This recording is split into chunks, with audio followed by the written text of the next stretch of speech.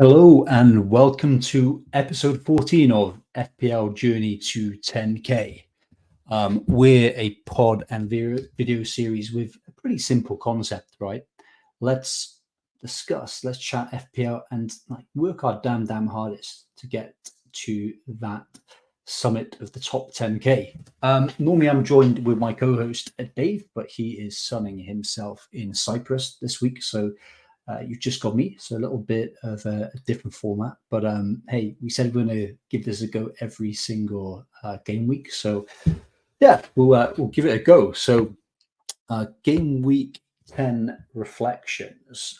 Both of us, we had green arrows, which makes a big difference. It's nice to see that. I'm catching up with Dave actually. So I finished on 72 points. So going for my team, Ariola, Burn, Pau Torres, Cash, Gordon, Son, Salah, Madison, Darwin, Haaland, and Watkins. Um, One of the main feelings for me was kind of frustration. So I got a small green arrow. I was 2.6 million going into the game week, and then I'm now just over 2.3 million. So a small progress, but like positive progress, I guess. But yeah, it was a bit of a missed opportunity there. So I feel like my team is kind of artificially 6 points down versus where it should be. So my transfer going into the game week was I brought Gabriel in for Udogi. So yeah, Udogi was actually like he wasn't fit, so kind of he got 0 points. But I brought Gabriel in thinking that that he was nailed for the game week, having started 90 minutes started and played 90 minutes for the last couple of game weeks. But yeah, he was unexpectedly dropped against Sheffield United for that kind of banker. Arsenal did get the clean sheet, so a little bit frustrating there. But to add salt into the wound, Gabriel, obviously got no minutes, and Burn came in for a 0 pointer. So yeah, Newcastle they conceded twice against Wolves, which I was a little bit surprised about. I'll kind of share a bit of views with around kind of like Newcastle and indeed Wolves, kind of like moving forward. I mean, Newcastle, is it a one-off game or is there a bit of fatigue? Kind of like catching up with them. I mean, Trippier was awful that game, but yeah, Burn came in because I had quite a strong bench. Burn came in for me for 0 points, but yeah, everyone else, including my good friend Dave, got a little bit of uh, bench jam there. Like Taylor scoring his first goal almost ever. I think I saw like a post saying like he hasn't scored since 2016. So he comes in for 6 points for a lot of people. He's rooted to second on my bench, and indeed I think some people had Mbumo come off their bench for kind of Gabriel. So some people got lucky. Substituted out a 0 point for Gabriel for a 0 pointer in Burn. So that was a little bit frustrating. But I had some decent returns elsewhere.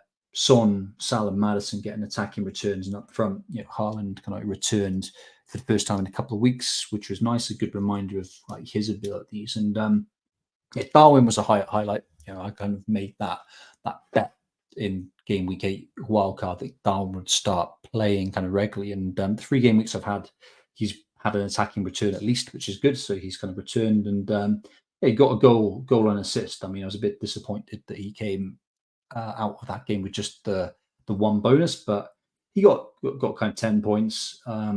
So yeah, kind of somewhat happy with it. I mean, the kind of problem for me and what prevented me getting a kind of a bigger green arrow is that the other popular assets that kind of good engaged players had, they just did better than my differentials. So Diaby got 13 points and Bumo again hauled, which kind of fair play to kind of owners that he is kind of like yeah, he continues to remain. At the beginning of the season, he was probably the best asset in the game. I mean, he had a quiet couple of game weeks, and he's back on it again, really. So, yeah, it was kind of like an average one for me. But really, I was just yeah, I was a 6 pointer from Gabriel or Taylor come off the bench away from a really decent score, and I know feeling sorry for myself here, but like yeah, Pau Torres. I had double Villa defense, which isn't the most sensible, but they were playing. I think they were playing Luton, weren't they?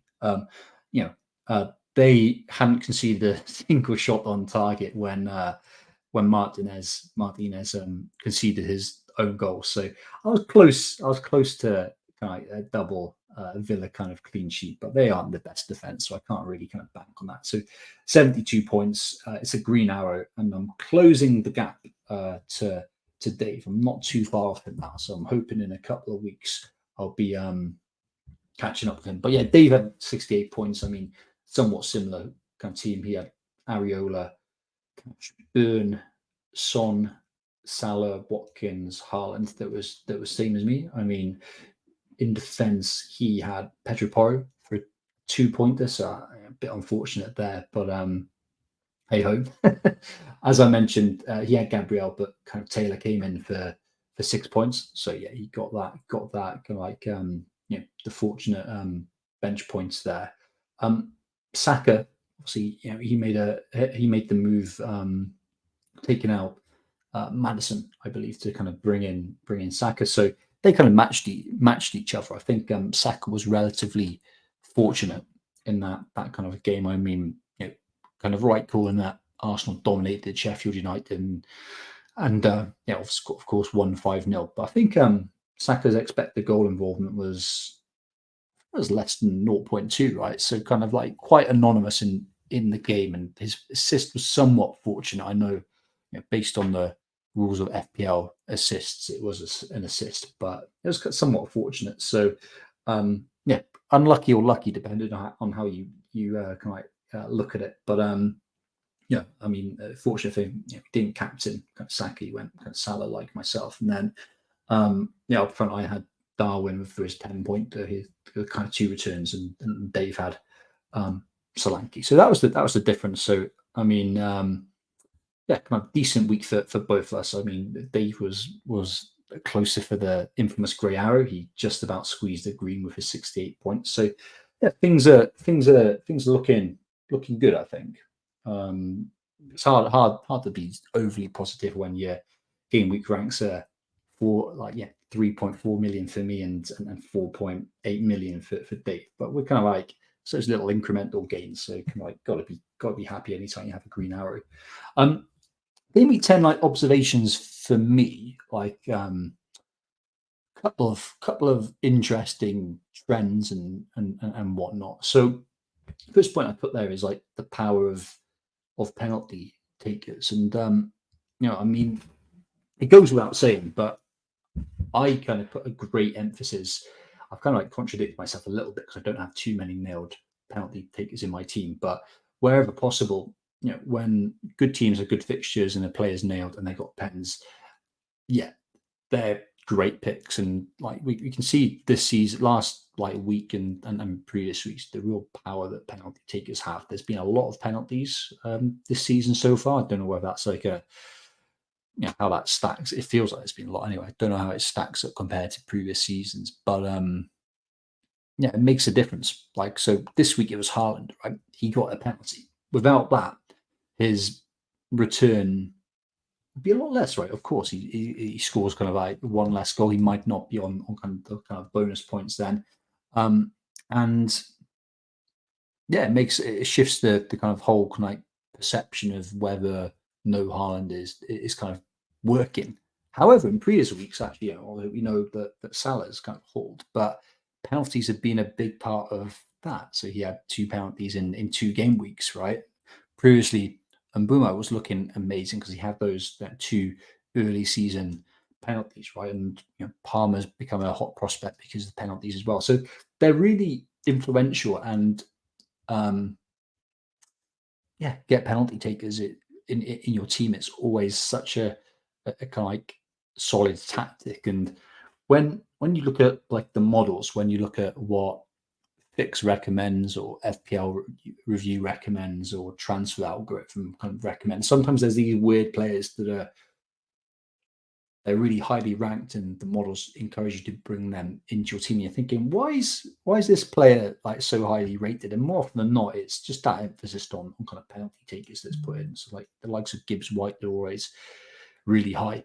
on the models versus what you would think based on your own eye test, and it's because they take penalties. So it makes hell of a difference. But what I'd say on the flip side is when you're looking at these stats and expected goal stats, non-penalty XG is the king there, because it really can inflate um, a player's performance versus peers who haven't had anyone. So a team that stands out is Spurs, right? I think, and I think a lot of other people think Son will be on penalties, but Spurs as a super attacking team, they haven't had a single penalty this season, right? So, the stats of Son and maybe players that get fouled into the box, like a Madison, maybe their stats are kind of underinflated as well. So penalty takers makes hell of a difference. I mean, you've alluded to it already, but Haaland bounces back with his 16-pointer, and it was kind of really well deserved. So his underlying stats were amazing again. So yeah, kind of expect the goal involvement of 2.51 in in a single game, which is really amazing. But yeah, kind of like a timely reminder that going without him isn't without its risks, and yeah, he's still kind of the best asset in the game. What was interesting though was like the previous 4 game weeks, his expected goal involvement was less than 1 in the previous 4 game weeks, and like indeed sometimes it was like really low. So it was like 0.2, which was like really unheard of for kind of Haaland. So yeah, I don't think you have to look into it too much. I think that was a pinch point in the City squad when lots of players were suspended or injured. So Rodri being their kind of best player and quite influential throughout, he was obviously missing for that. So we'll see if we're not going to expect him to have 2.5 expected goal involvement per game moving forward, but we'll see if he returns to the mean of like expected goal involvement of around 1 per 90 or a little bit above. And he's got Bournemouth next game week, so I think it's a bit of a nailed on kind of penalty kind of option there. So yeah, he's been quiet for a couple of game weeks, but like good reminder that he's a solid player. I think the people who went without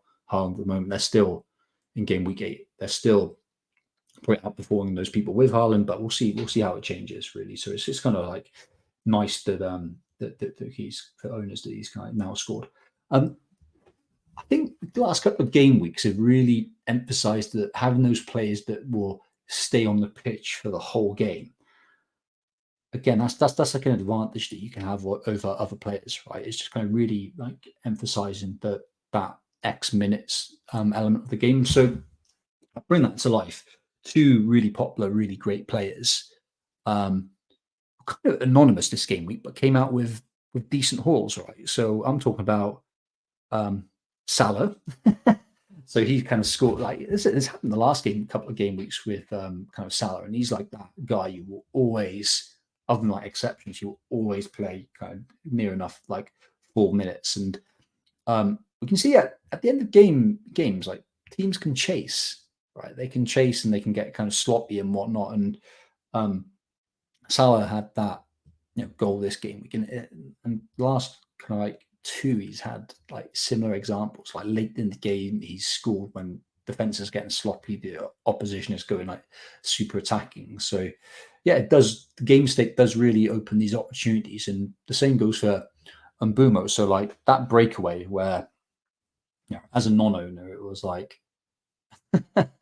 it was that horrible when the ball kind of like got past to kind of Mbumo. But like yeah, it was just like a really weird situation, but it only happened because the Chelsea keeper had kind of rushed forwards to a kind of like corner and whatnot. So that's why they caught them on the break, and it was almost kind of running it into an open net. So I think kind of the game state can really kind of like create opportunities, right? So yeah, nailed players like always say it, but like attackers who are playing 90, that is really when you have the cliches of tied defenses and whatnot. But it's coming to fruition, right? So I think there's added bonus for kind of players that are kind of like playing the whole game.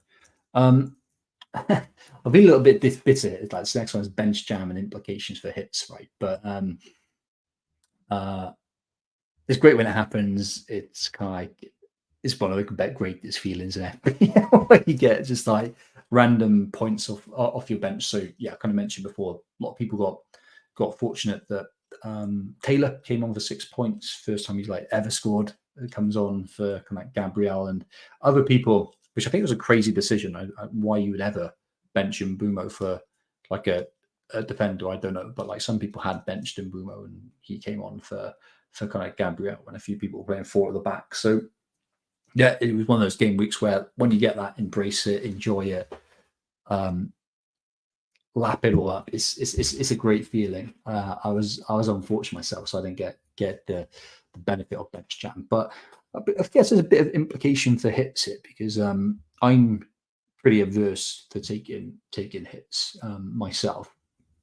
When you get bench jam, it's always a bit of a reminder that a player on your bench, they can always get something, right? Even if they're getting 2 points, you should like add it into your calculation of the opportunity cost for a hit. So it's not just -4; it's the 1 or 2 points that your bench player who would have played can like potentially would have got. And also, yeah, there's just a bit of randomness when it comes to kind of point scoring. So don't be afraid to use your bench when you're pushing players out for a hit if they're injured or banned. Again, don't be afraid to use your back bench because you can, yeah, get 1 or 2 points, right? That's kind of what you're backing on them, and they can have a random return as well. So I think it's for me, it's like it's a further reminder of like, hey, benches can perform. So like you don't have to be desperate to take hits out to remove like starting players. Um, it's another week where like this season is one of the most exaggerated ones ever, where there's some kind of really really bad teams, right?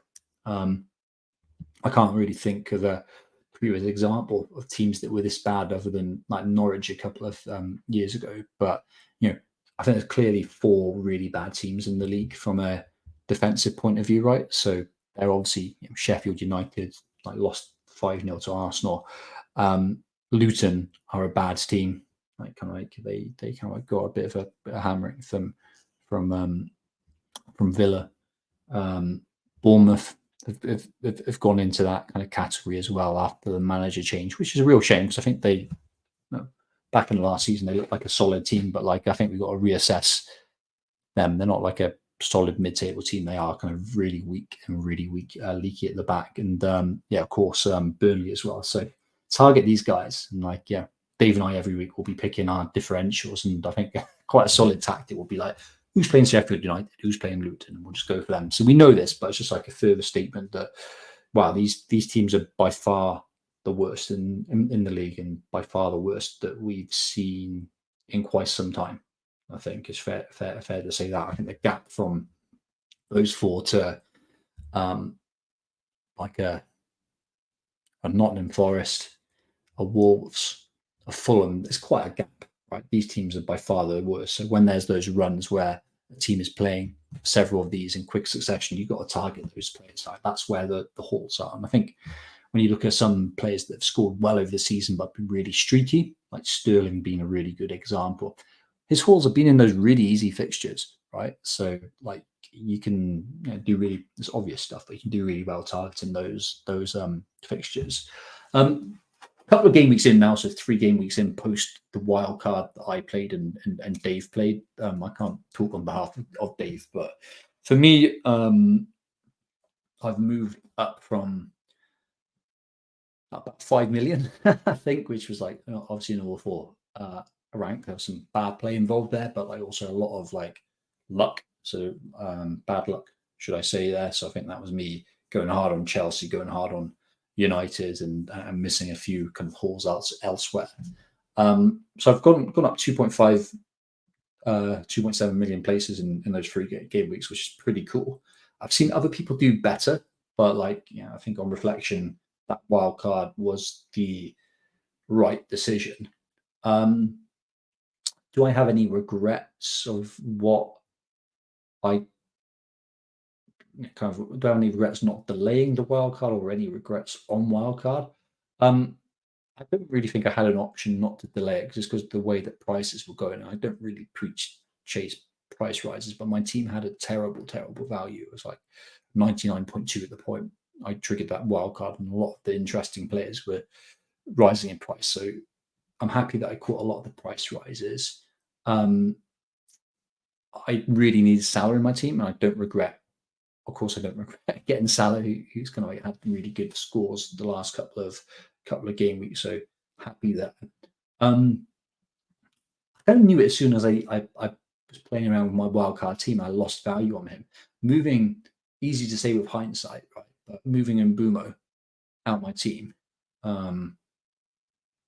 felt bad when I was doing it, and obviously he's hauled in successive weeks. On paper, it was tougher fixtures, but you kind of know that those counter-attacking games are the ones that Brentford kind of attack and thrive in. So I really regret moving him, but that is definitely being a bit of a hindsight merchant, and price point was really a challenge for me.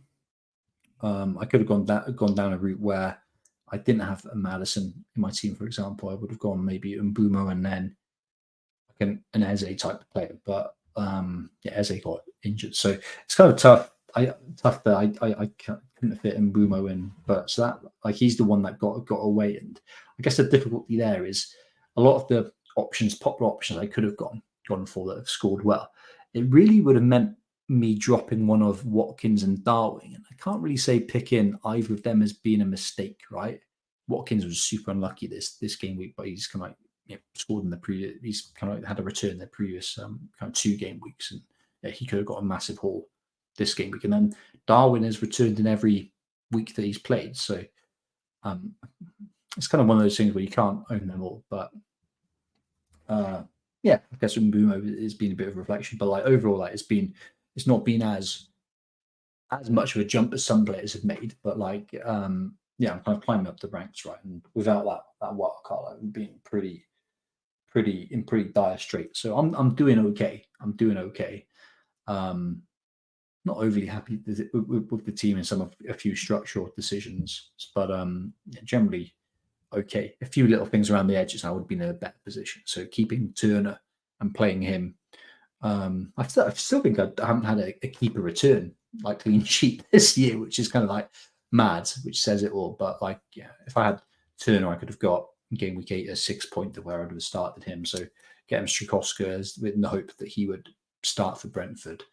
Hey, kind of like I saved 0.1 in the bank, but I've kind of lost some points there. But yeah, overall, I'm pretty happy with it.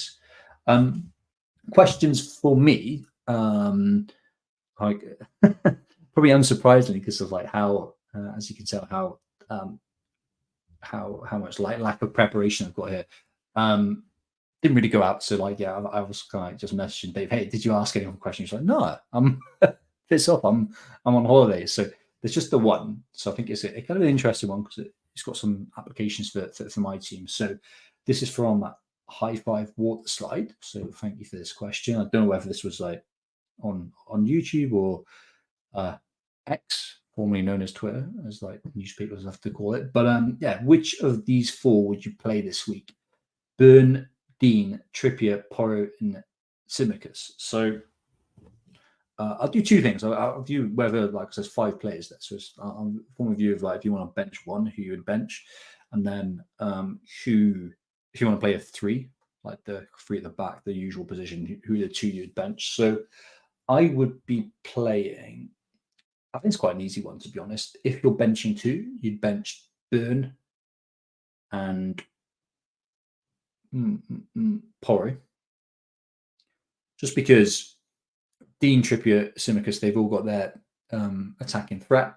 Dean and Tsimikas, in my opinion, have got better fixtures. No, Dean's got, what has he got? He's got Fulham, hasn't he? I'm just going to have a quick look. Who are Villa playing? They're playing Forest away. So it's a bit of a tougher fixture, but I think the clean sheet odds there are better than Chelsea are playing Spurs, aren't they? I'm just going to double check. Yeah, I mean, Chelsea are a bit of an enigma. I think they can score and they're performing kind of quite well. So, I'd be playing Dean.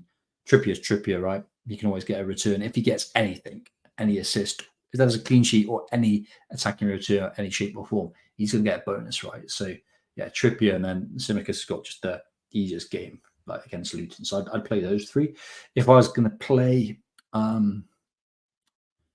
4, I'd probably bench Burn because he's got that the toughest game, right? He's playing Arsenal.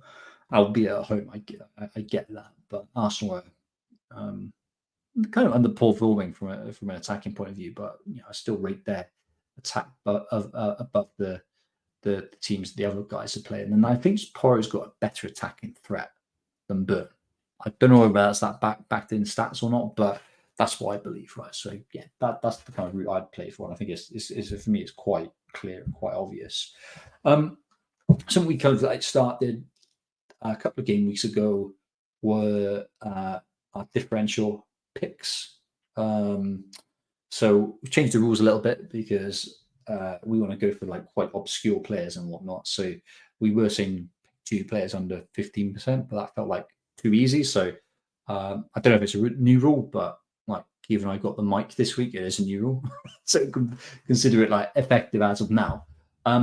So last game week, which was game week 10 scores rather than game week 9 scores, based on what I'm saying. Dave got 11 in total, so he went for Ferguson and Martinelli. I got 19 because I went for Adingra, so I targeted exactly the same fixtures. I picked an Arsenal and then Brighton attacker as well, but I was lucky enough to go for Nketiah, who obviously got his monster score of 17. So that means that over the game we started doing it, it's kind of 1-1 now. This game week as well, it'll be interesting. I think David just texted me, so I'll see what who he's put in. I'm going to use definitely a tactic for whoever's playing those really bad teams. I'm just going to go for players there, and let's see what David's got. So, he's gone for kind of 2 quite not obscure players, but lowly picked ones. So he's gone for Jota, 1.5% owned against, and they are playing Liverpool, playing Luton, aren't they? So I think that's a solid pick, and I think he'll play, of course, because obviously Diaz has got the personal issues that he's facing with I think it was a kidnapping, right, through his family in Colombia, right? So he's not going to be playing. So Jota should play. I say he play on the wing with Darwin up front. So I think that's a good pick. And then he's gone for Jack Grealish against Bournemouth, which again I think that was a bit bolder really because Doku can play as well on that side. But I think if and Grealish just never really returns. But hey, it's City against a kind of poor team. So yeah, 2 good picks, and Jota's at 1.5%, and Grealish is at 1.7%. So decent. So for me, let me think of who I will go for. I'm just going to quickly check ownership. So I'm going to go for Wolves. Obviously, Neto's out, which is he's been on fire, which is a real shame. I'm going to go for Hwang, yeah. So he is only, I'm surprised at this, but he is a bit of an obscure player. 2.8%. So I'm going to go for Hwang for Wolves against Sheffield United. And then who else am I going to target? You know what? I'm going to go for one when I'm back in an attacker against a good team, but I think that team has a really bad defense. So I'm going to go for, let me just check his stats. I'm going to go for Calvert-Lewin, who's again eased back in. He's quite Everton have been really good key this year, and Calvert-Lewin is really key to kind of what they're doing. I think look at the expected goal stats and goals conceded. They're kind of doing really well, which I'm super surprised about. But he scored on the weekend. His minutes, that was a great goal as well. So his minutes are increasing as well. He's getting managed back. I'm going for Calvert-Lewin against Brighton, and his ownership is hopefully it's pretty low. Yeah, it's kind of 1.2%. And wow, his cost is 5.8 now. So I think I'm just having a look now at his fixtures. So he's got mixed fixtures, but he's an enabler, right? If he can stay fit, of course, right? He's got Brighton, Palace, United, Forest, Newcastle, Chelsea, Burton. That's a tough run. But there'll be a time in the season when things like Calvert-Lewin have become kind of popular. So, yeah, those are our kind of options. So Jota and Grealish for Dave, and I'm going Hwang and DCL. So, yeah, I think I'm backing myself on that for sure. Like, just with them being the main strikers, and they're going to play, right? So, moving ahead for game week 11. I'm not going to talk about Dave's team because, like, yeah, I'm not going to do him a disservice, but it's not looking good. It's not looking good. I think he's got one free transfer, but like nothing really to kind of use. So I think he's got to be playing Gibbs White. He's got Gibbs White in his team, and so he's got to be starting Gibbs White this week, and probably benching Solanke for kind of Bournemouth against City. But yeah, I think he'll have a few dilemmas there, but just one free transfer. I've got two, which is good. The dilemma that I have got is it's kind of annoying. There's nothing really obvious where you're jumping off a player who's got a bad fixture for it, and then bad fixtures for a couple of weeks, and then jumping on someone with great fixtures for a while. It's always a bit of up and down. Right? It might be a good fixture this week, but then they have a worse fixture in game week 12. So I don't want to do like a move for just one week. So a couple of thoughts for me. I could just burn it, but like I think I can do something better, even if it meant like moving a player on who I'll bring back a following week, right? Do you know what I mean?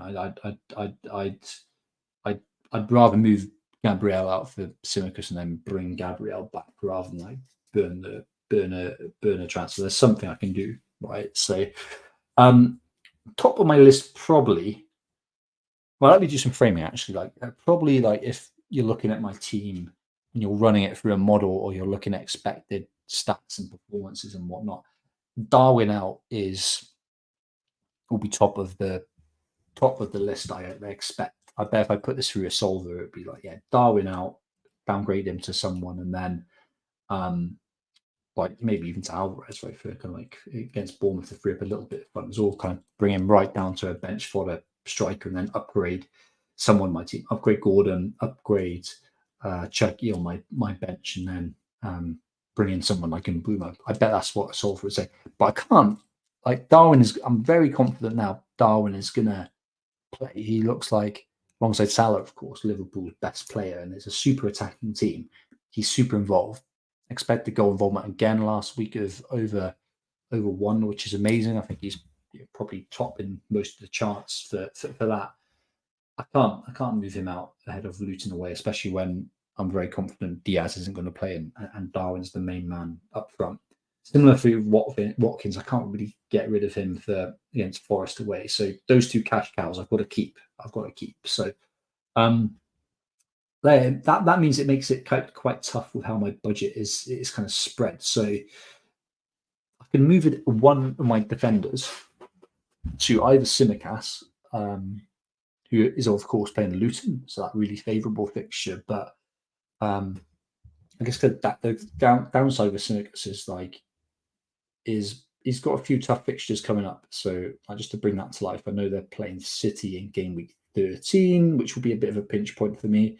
And then next game week, they're playing Brentford, which is a tougher game week. So I'm going to have to look at this in detail and look at how my defender rotations will come about. But I could swap a defender for Tsimikas, or I could look to bring in the Palace defender. Like I could bring in Anderson. I wouldn't be bringing in just because of his price point, and I think he'd been kind of fortunate with the chances he has. So it'd probably be Gahey. I'd probably look to bring him in because he's 4.5, and I just have to make a decision who that's for, right? So it could be I've got to look at the defender rotations, and also look at do I need any funds coming up? Because if I need funds, I could move cash to Gahey, frees up 0.5, which is nice, gives me a bit of extra cash to kind of spend in kind of like subsequent weeks. And Cash, he's not playing as a right winger anymore, right? So he's still an attacking fullback, but he's not. He's not like the winger. He's not the starting winger for Villa. So he's like dropped back the last couple of game weeks. And I think that's going to just continue. You've got Bailey and a few others kind of playing up there now. So I could use Cash as a bit of a cash cow there. He's always got Forest, which is a decent enough fixture.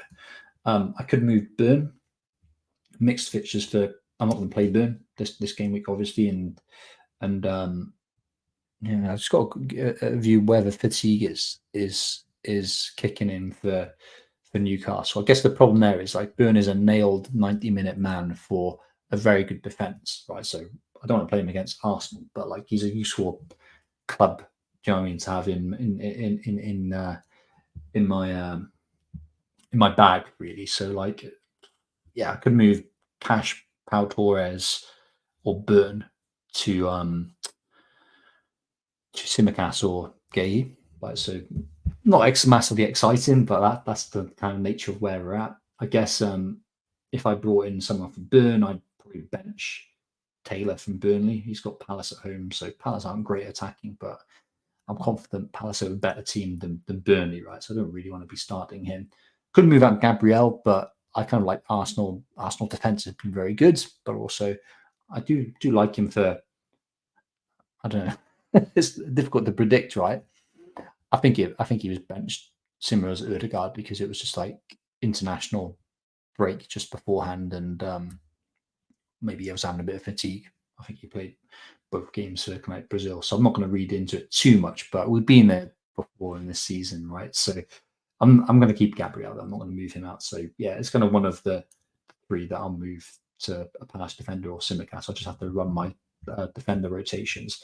If I was being a bit more adventurous, I could, and I don't mind this option. Right? I could move Cash to a £4 million defender, and then move Gordon to Mbumo. So like Gordon's a decent option. Obviously, he's got the Arsenal kind of game coming up now. So he was like Newcastle just weak on the weekend. I mean, Gordon could have gotten an assist, but he was a bit anonymous really. I thought Wolves were very good and Newcastle were very weak. So I don't know if that's just like a one-off or something kind of like longer term. But Gordon is a good option. Like he plays for a super attacking team and he's like now nailed on for near enough 90 minutes, which is cool. But Mbumo is obviously a better option. Right? He's the main man on every single set piece and on penalties as well. There's not a huge amount of 4 million defenders, right, that I would be comfortable playing, and of course that will mean that I'd have to play Burn against Arsenal as a starter. But like, if I just have a quick look now, just to kind of like prompt my memory, what kind of defenders have we got? Like 4.0. There's not a lot, is there? There's not going to be a lot. Taylor's probably the pick of them. I probably have to go like a Kabore, who I never want to start. So does make it a bit more risky. So we got Braithwaite. So we got an Everton defender, which you won't want to play them Brighton, but like depend on rotation. You could play an Everton defender. So I'm not adverse to that. So I might look at Braithwaite kind of in that's potentially interesting. I don't really want to unite the defender. They got some nice fixtures, but like, is Evans going to play every game week? He's played started the last three, so it depends on the state of injuries. Lascelles, you don't want to bring a Newcastle defender in there, and then obviously Botman is kind of lurking as well. So there's options there. So I don't think it's the most optimal way of kind of moving my team around, but it could be an interesting one, which I'll have to kind of look at. Other options, which I don't think I'll do because I think Maddison is he's an okay hold, and like Spurs have a good game week 11 coming up, and they have like decent fixtures sprinkled with a few tough ones kind of moving forward. But I could go Maddison and Gordon to Mbumo and Mitoma. I think the curveball there is Mitoma apparently, so I have to like look at highlights, look at stats, has been playing a little bit more wider, a little bit more defensive last couple of game weeks because of there's changes in like slight changes in formation and personnel. So I think March being out kind of does impact him. But Brighton have good fixtures. They're a very attacking team. They've obviously got a lot of fixture congestion, but like, yeah, you're losing Madison for that one. So yeah, do you want to really smash out your 2 free transfers? I don't know if that's doing it. So yeah, all in all likelihood, I'll be moving one of my defenders, whatever, like whether it's a Villa defender or Burn to a Palace defender or kind of Simicast. It sounds super boring, but like it's one of those ones that I could probably get a better defender rotation. Talk it out loud, cash down to Branthwaite, and then go on to Mbomo. That's good.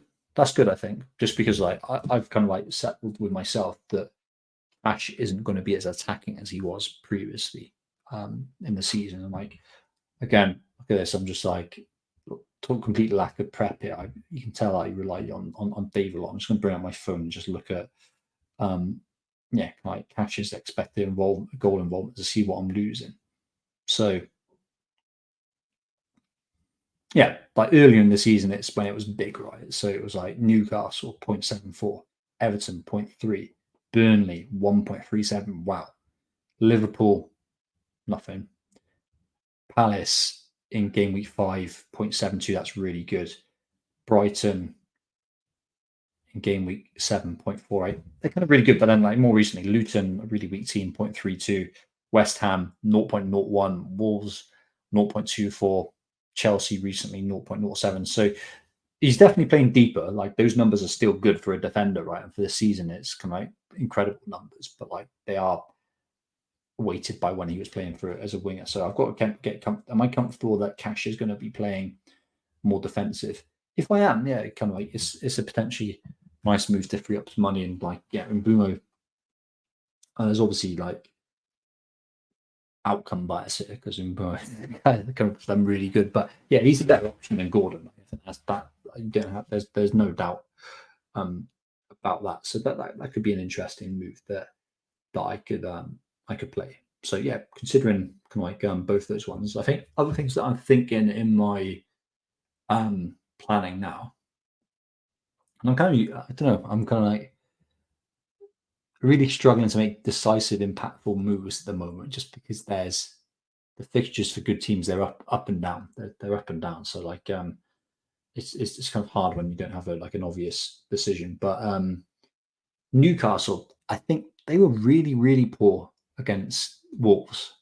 Like Trippier was awesome. Like if he's not killing you when he's like getting a return, he's killing you because he's like he's like giving away goals. I think probably both the goals they conceded in some way were kind of like Trippier's kind of mistake. And he was so sloppy on the ball, which is really surprising. But like more generally, Newcastle were looking their squad is stretched now, and like they just looked a bit poor. So interesting to see that's a one-off or whether they'll like regress a little bit. But like, yeah, I think we can give them benefit of the doubt, but it's one to watch for sure.